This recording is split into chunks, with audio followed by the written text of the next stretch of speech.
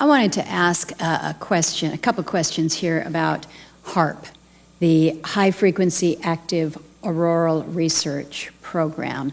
As you know, this is located up in Alaska. It's currently funded by the Air Force Research Lab. It was formerly funded by the Office of Naval Research.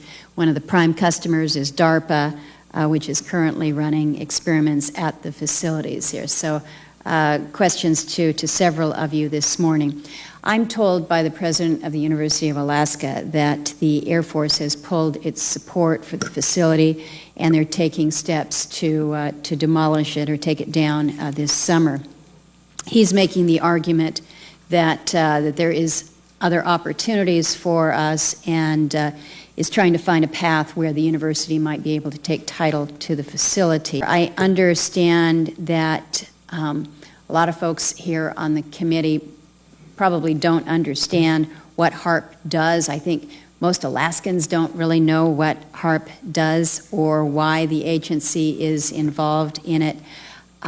So a very brief explanation and then a more direct question.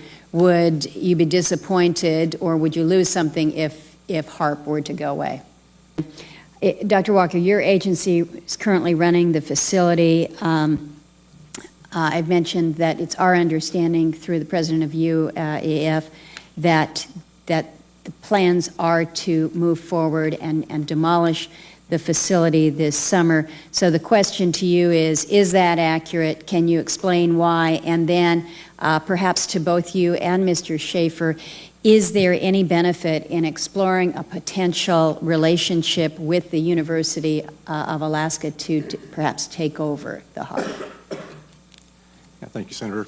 The Air Force has gotten great value out of HARP in the past. We took over from the Navy and managed it and actually did a number of experiment campaigns up there and have finished our work that we're interested in doing up there. We've moving on to other ways of managing the ionosphere, which the HARP was really designed to do, was to inject energy into the ionosphere, be able to actually control it.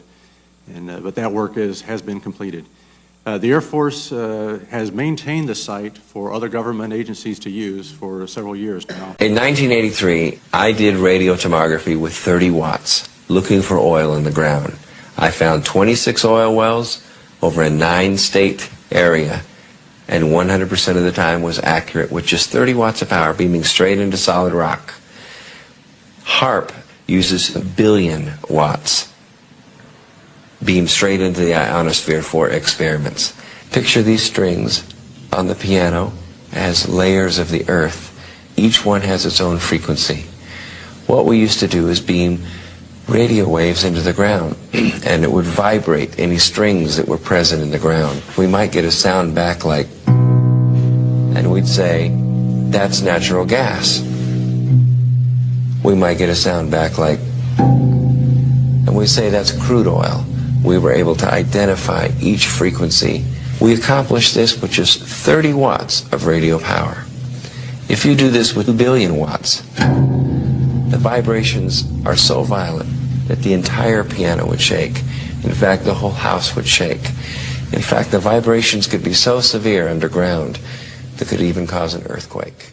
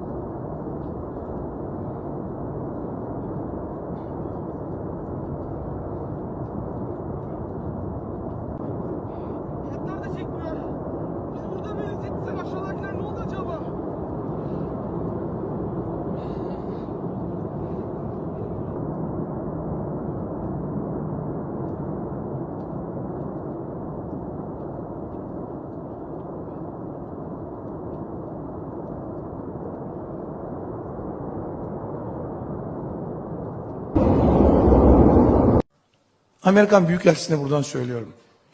Hangi gazetecilere yazı yazdırdığını biliyorum.